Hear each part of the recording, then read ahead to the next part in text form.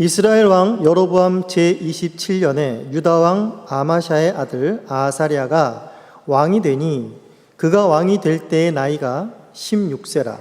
예루살렘에서 52년간을 다스리니라. 그의 어머니의 이름은 여골리아라. 예루살렘 사람이더라. 아사랴가 그의 아버지 아마샤의 모든 행위대로 여호와 보시기에 정직히 행하였으나 오직 산당은 제거하지 아니하였으므로 백성이 여전히 그 산당에서 제사를 드리며 분향하였고, 여호와께서 왕을 치셨으므로 그가 죽는 날까지 나병 환자가 되어 별궁에 거하고 왕자 요담이 왕궁을 다스리며 그 땅의 백성을 치리하였더라. 아사랴의 남은 사적과 행한 모든 일은 유다 왕 역대 지략에 기록되지 아니하였느냐? 아사랴가 그의 조상들과 함께 자매 다윗성에 그의 조상들과 함께 장사되고 그의 아들 요담이 대신하여 왕이 되니라. 하나님의 말씀입니다. 하나님께 감사합니다. 네, 우리 이제 14장에서 15장과 연결되는 부분을 봤을 때에 14장에서 이제 끝날 때에 북이스라엘을 다스리던 왕은 여로보암입니다. 이 여로보암은 처음에 북이스라엘 처음 왕인 여로보암이 아니라 또 이름이 동일해서 보통 여로보암 2세라고 말을 합니다.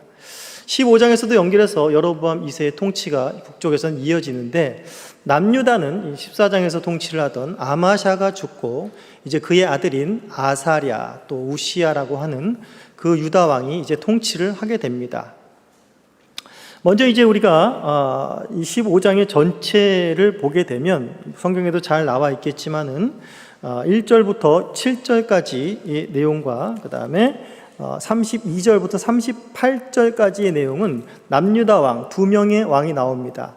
그리고 그 사이에는 북이스라엘 왕들이 나오는데 무려 5명의 왕들이 나옵니다. 그러니까 남유다의 왕과 북이스라엘 왕을 합치면 총 7명의 왕이 15장에 이제 대거 등장을 하게 되는 것입니다. 왜 이렇게 많은 왕들이 갑자기 확 쏟아져 내려왔는지, 또 거기엔 또 그만한 이유가 있을 것입니다. 우리 먼저 유다 왕 아사랴를 살펴보면서 이제 이 왕들의 통치를 통한 하나님의 뜻을 우리가 살펴보도록 하겠습니다.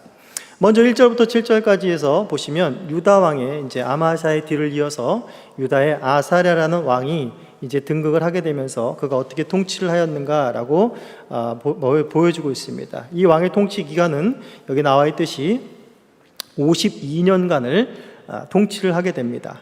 그리고 이 왕은 아버지 아마샤와 마찬가지로 여호와 하나님께서 보시기에 정직한 일을 행했다라고 말합니다.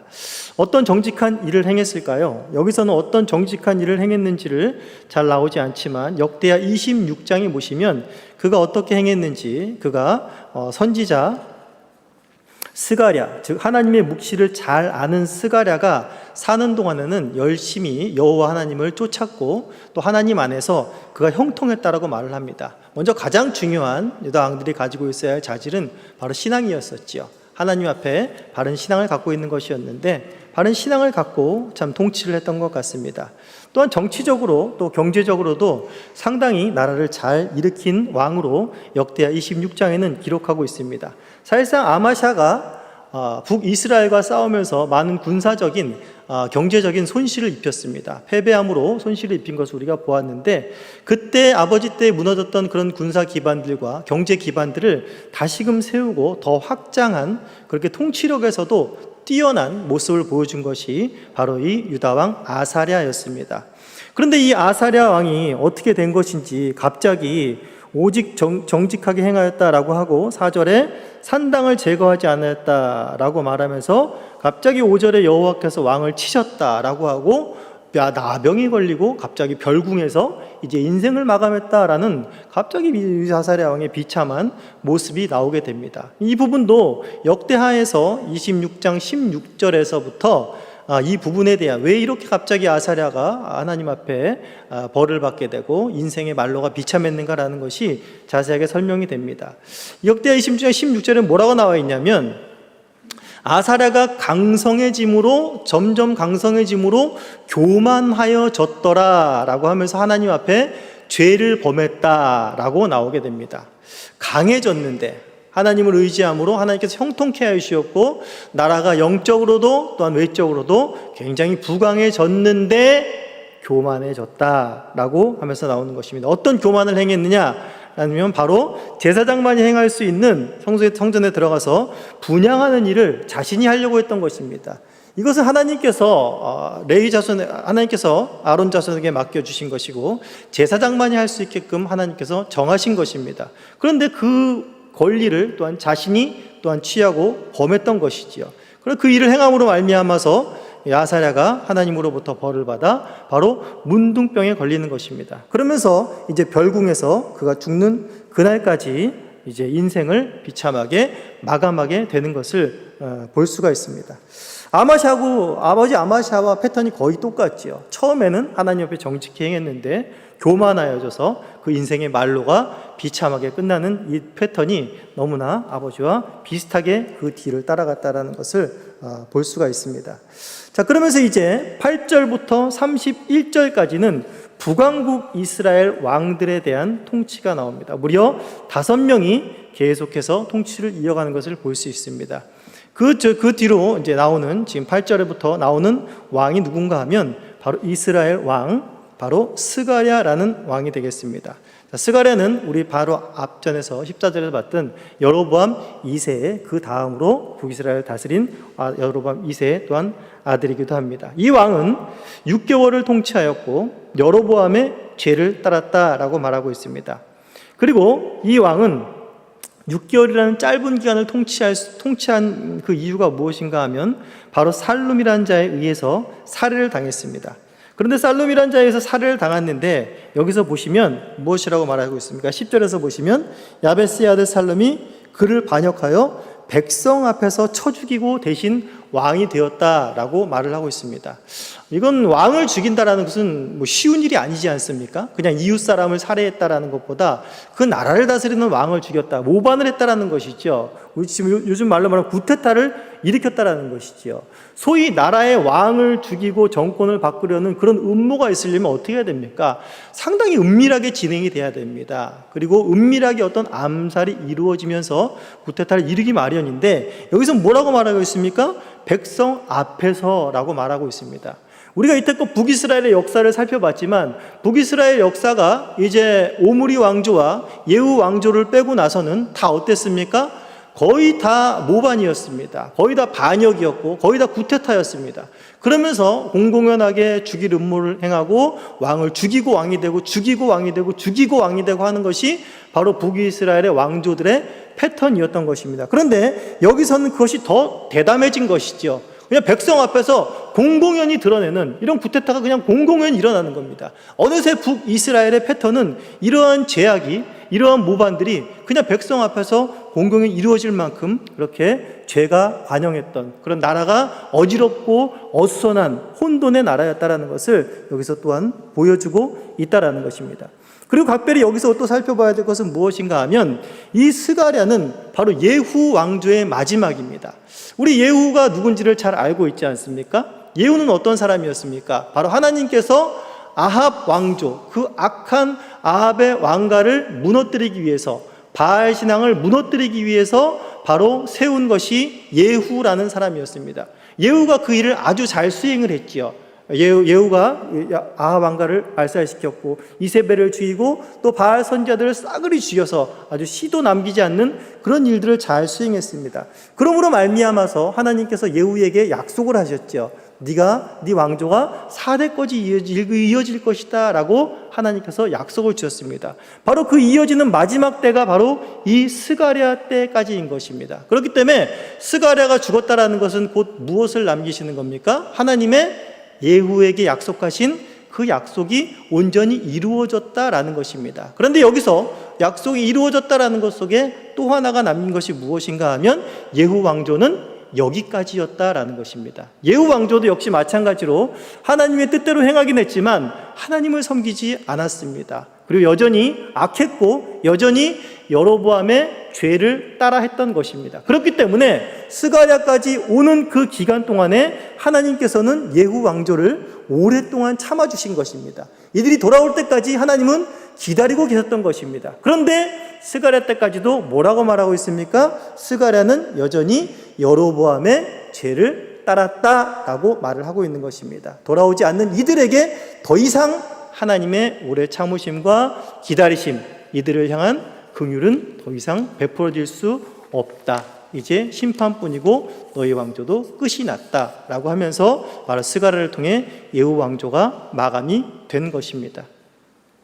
자, 그러면서 이제 우리가 또 13절부터 16절까지를 보시면 그 다음 뒤를 이은 왕은 살룸이라는 왕이었습니다. 이 살룸 왕은 또한 한 달간 통치를 했습니다. 6개월보다 더 짧은 기간을 통치를 했죠.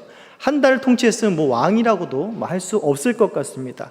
이가 죽은 이유는 뭐냐면 바로 그 뒤에 또 무나헴이라는 자가 이 살룸을 바로 살해를 하게 됩니다. 그런데 이 자의 또한 통치와 왕이 되기 위한 방법을 또한 여기서는 굉장히 잔인하게 말하고 있습니다.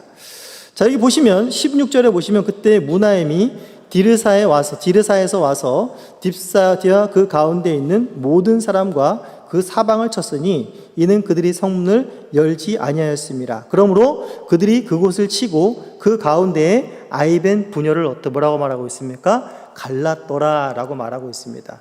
왕을 죽인 것에도 그치지 않고 주민들을 통해서 이제 그 백성들이 자신을 잘 따를 수 있도록 왕권을 강화시키고 그들이 말을 잘 듣게 하기 위해서 굉장한 사례를 서슴지 않았다는 것입니다.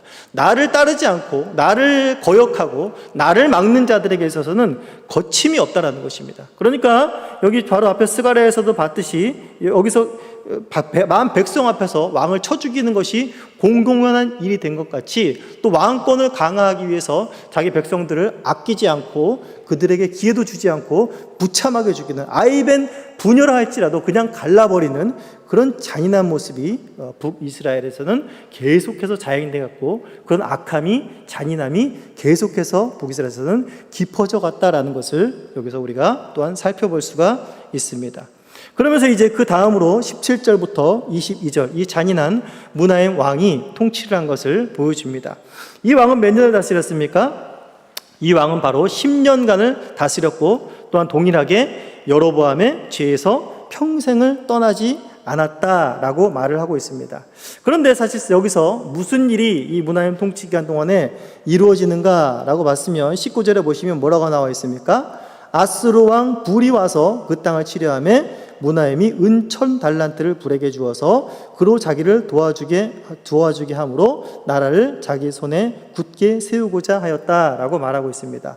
이 시기 가운데 아수르가 침공함으로 말미암아서 무나헴이 행한 것은 무엇인가 하면 바로 부자들에게서 은을 강탈하여서 무려 그 은의 1000달란트나 바로 아수르에게 바친 것이었습니다. 이것은 우리가 전쟁을 해도 이길 수 없다는 계산이 나왔고 전쟁을 하기 싫다라는 것인 동시에 너희가 우리 편이 좀 돼줘라. 너희들에게 조공을 바치고 너희들에게 충성을 다할 테니까 너희가 좀 우리 방패막이 돼줘라 라고 하면서 아수르를 의지하는 모습을 바로 무나헴을 통해서 보여주고 있다는 것입니다.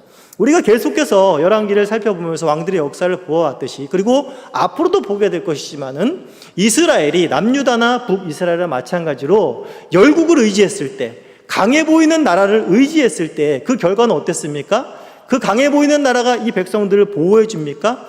보호해주는 척 하다가 결국에는 그 나라에 의해서 잡혀먹는 것이 바로 이 열왕기의 패턴입니다. 즉 하나님의 백성이 하나님을 의지하지 않고 다른 것을 의지할 때는 여지없이 그 다른 것에 의해서 비참한 결과를 맞이하는, 내가 의지했던 그것이 나에게 올무화되고 내가 의지했던 그것이 나를 지켜주기는커녕 그것이 나를 멸망으로 이끄는 것이 된다는 것을 잘 보여주고 있습니다. 사실상 우리의 삶 속에서도 마찬가지 아니겠습니까? 우리가 하나님 외에 의지하는 것들이 많습니다. 세상 사람도 하나님 외에 의지하는 것들이 너무나 많습니다. 물질이 그렇고요, 명예가 그렇고요, 권력이 그렇고요. 하지만 그 세상의 모든 이치와 또한 우리의 삶 속에서 일어나는 것들, 그런 걸 의지했을 때에 대부분 그것이 우리를 결국 망하게 하는 것을 많이 우리는 볼 수 있고 또한 우리 삶 속에서 또한 그것들을 크고 작게 체험하는 줄 압니다. 결국에 이 무나헴 왕을 통해서 하나님께서는 또한 열국을 의지하는 너희들이 또한 결국에 그들에 의해서 또한 망하리라는 것을 예고하고 계신 것입니다. 사실은 북이스라엘이 어느 나라에 의해서 완전히 나라가 없어집니까? 바로 이가 의지했던 아수르에 의해서 결국에는 망하게 되는 것입니다. 자, 그러면서 또 23절부터 26절까지를 보면 그 다음 왕을 잇는 것이 바로 부가히야입니다. 여기서 부가히야는 이제 모반을 하지 않고 살해를 하지 않고 된 왕입니다. 왜냐하면 므나헴의 아들이 부가히야입니다. 그렇기 때문에 므나헴의 아들 부가히야가 북이스라엘을 또한 통치를 하게 됩니다. 통치를 하는데 2년을 통치하게 되고, 이 왕 역시 패턴이 북이스라엘의 왕이 했던 패턴과 다 똑같습니다. 그 행실은 여로보암의 죄를 여전히 따르게 된 것입니다. 그리고 이도 역시 살해를 당하게 되는데, 누구에 의해서 살해를 당하게 되면 바로 베가라는 사람에 의해서 살해를 당하게 됩니다. 베가는 사실상 길르앗에서 지금 세력을 장악하고 있었던 그런 사람인 것 같습니다. 길르앗 사람과 함께 연합을 하여서 베가는 바로 부가히야를 이제 모반하여서 죽이고 자신이 왕이 되었습니다. 그러면서 이제 그가 20년간을 통치를 합니다. 이제 베가의 왕의 역사는 이제 27절부터 31절까지의 기록이 되어 있습니다. 그도 역시 마찬가지로 여로보암의 죄에서 떠나지 않았습니다. 우리가 아까 므나헴과 봤을 때에 또 이 베가가 다른 점은 무엇인가 하면, 여기는 아수르를 의지하지 않았습니다. 오히려 반아수르 정책을 취하면서 아수르에게 대항을 했습니다. 그래서 29절에 보시면 어떤 일이 벌어졌습니까? 이스라엘 왕 베가 때에 아수르 왕 디글랏 빌레셀이 와서 이온과 아벨벳 마아가와 아노아와 게데스와 하솔과 길르앗과 갈릴리와 납달리 온 땅을 점령하고 그 백성을 사로잡아 아수르로 옮겼더라 라고 말을 합니다. 이제 이 베가는 이제 자기 바로 나와 있는 위에 있는 아람 왕과 결탁을 해서 어떻게든지 이 아수르의 공격을 막아보려고 대항하려고 했지만 여지없이 패배를 하고 납니다. 패배를 하고 나서 북이스라엘 지역의 주요 거점들이 다 정복이 되고, 결국에 여기서 1차로 이제 북이스라엘 백성들이 1차로 포로로 끌려가는 그런 비참한 신세를 보게 됩니다. 결국 무슨 말을 하고 있습니까? 북이스라엘 멸망이 거의 다 이제 벼랑 끝인데, 벼랑 끝에 한 발 떨어졌고 한 발만 더 떨어지면 끝이다라는 것입니다. 오늘 다루진 않지만은 이 베가 다음에 나오는 왕이 호세아입니다. 호세아로 이 북이스라엘의 왕조는 모두 끝이 나고 아수르에 의해서 BC 722년에 완전히 멸망을 하게 됩니다. 베가를 통해서 무엇을 보여주고 있습니까? 이제 북이스라엘의 시간은 끝났다. 종말을 이제 예언하고 있는 것입니다. 그러면서 이제 우리가 또 볼 것은 이제 32절부터 38절까지 해서 이제 마지막으로 다시금 유다 왕으로 돌아왔습니다. 여기 또 우시야라고 나왔죠. 아사랴, 또 우시야라고 하는데, 바로 아사랴의 아들인 요담이 이제 남유다를 통치하게 됩니다. 그 통치 기간은 16년 동안이라고 나와 있고, 또한 여기서 마찬가지로 여호와 보시기에 그는 정직하게 행했다라고 말을 하고 있습니다. 그러면서 요담이 34절을 보시면, 요담이 그의 아버지 우시야의 모든 행위대로 여호와 보시기에 정직하게 행하였다라고 말을 하고 있습니다. 요담이 아버지보다 조금 더, 아버지의 모습을 보고 나서 조금 더 여호와 앞에 서려고 했던 것, 또 여호와를 경외했던 모습, 또한 두려워했던 모습 중에 하나가 무엇인가 하면, 이제 역대하 27장에 또한 요담의 이 통치가 잘 나와 있는데, 그는 성전에 절대 들어가려고 하지 않았습니다. 아버지의 교만이 무엇이었습니까? 성전에 가서 자기가 제사장들의 권리를 하나님께서 세우신 것을, 그 하나님 세우신 법칙을 어기고 거기서 분향하려 하다가 문둥병이 걸린 것을 요담은 너무나 그 자식으로서 잘 알고 있었을 것입니다. 그렇기 때문에 17장에 보시면 그가 성전에 들어가지 않았다라고 하면서 더욱더 영적으로 좀 더 깨어있고 여호와를 두려워하는 마음이 그 가운데 조금 더 자리 잡고 있었음을 예측해 볼 수 있습니다. 그리고 나서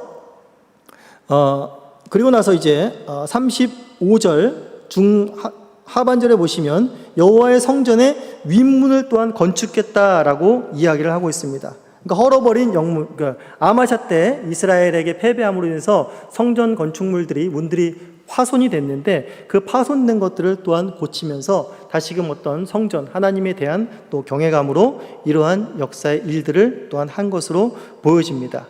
그리고 이제 마지막으로 역대하 27장 6절을 보시면 유다왕 요담의 통치가 어떠했는가라고 한마디로 나와 있는 것이 있는데 뭐라고 쓰여 있냐면 그가 여호와 앞에 바른 길을 걸었고 점점 강성하여졌다라고 이야기를 하고 있습니다. 그러니까 요담은 그 말로까지는 아버지를 닮지 않았던 것 같습니다. 아버지와 할아버지를 닮지 않고 계속해서 여호와 앞에 정도를 하나님의 바른 길을 걸었다라는 것을 볼 수가 있습니다.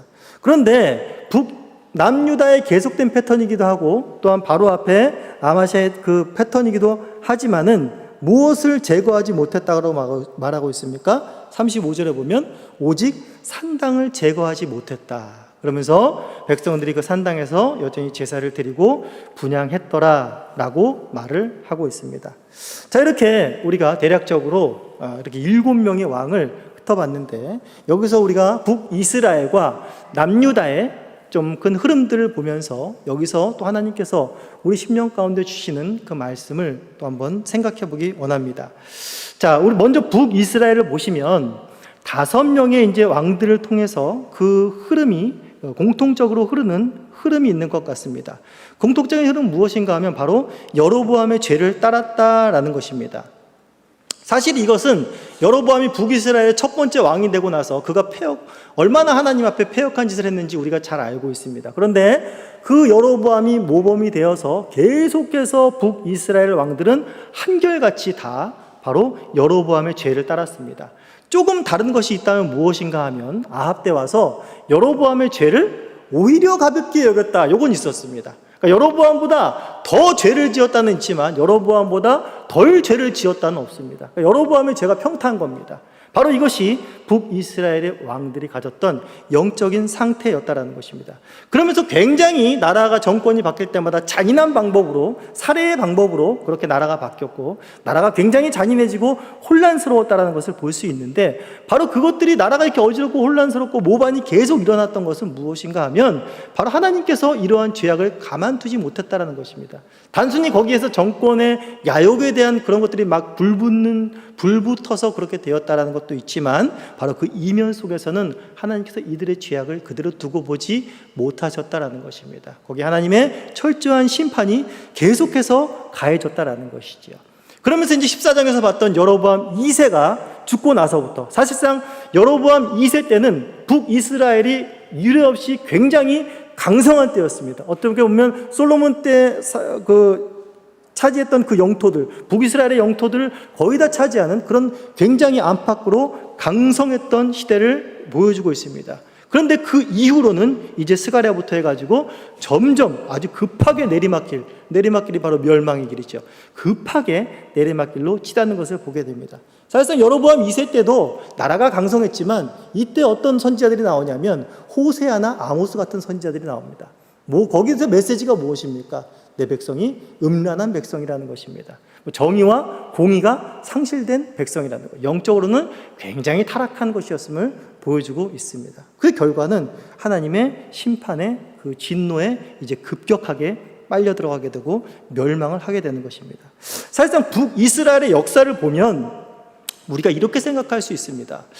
이 북이스라엘이 어떻게 보면 여로보암 때 시작할 때 진작 망해도 망했어야 될 나라 아니겠습니까? 이들의 죄악된 실상으로 보게 되면 진작 망해도 망해야 될 나라였었는데 이들의 이런 멸망의 벼랑 끝까지 온 상황을 보면서 우리가 보아야 될 것이 무엇입니까? 바로 하나님께서 이러한 자들이라도 절대로 하나님 앞으로 돌아오려고 하지 않는 이러한 자들이라도 무엇입니까? 하나님께서 오래 참으셨다라는 것입니다. 하나님께서 이러한 자들에게도 사랑과 긍휼을 베풀기에 아껴하지 않으셨다라는 것입니다. 그냥 말로만 가만히 계시면서 오래 참으신 것이 아니지요. 그 북이스라엘 가장 어두웠던 때에 하나님이 누구를 보내셨습니까? 바로 엘리사와 엘리야를 보냈습니다. 그리고 호세아나 아모스 같은 선지자들을 계속해서 북이스라엘 가운데 보내셨습니다. 그러면서 뭘 계속 알리셨습니까? 너희들이 계속 죄를 지으면 하나님의 심판이 너희들이 임할 것이고 너희가 하나님 앞에 멸망할 것이라는 것을 계속 외치면서 동시에 무엇을 하셨습니까? 회개를 촉구하셨습니다. 돌아오라는 것입니다. 그러면서 이들에게 하나님의 사랑과 하나님의 긍휼과 하나님의 살아계심을 직접 보이지 않았습니까? 3년 6개월 동안 내리지 않던 그 땅에 비를 내리셔서 흡족하게 해주셨습니다. 또한 이방나라 아람군의 군대와 또한 아수르 군대에 의해서 하나님께서 어떻게 하셨습니까? 이들을 구원하여 주셨습니다.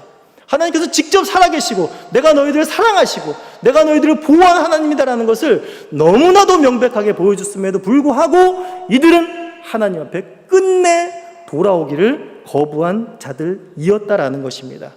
그러면서 이들에게 그럼 남은 것은 바로 멸망이요 하나님의 진노와 심판밖에는 남아있지 않다라는 것입니다. 하나님께서 이들을 오래 참아 주셨습니다. 그럼에도 불구하고 돌아오지 않는 자에게는 이러한 비참한 결과만이 임한다라는 것이지요.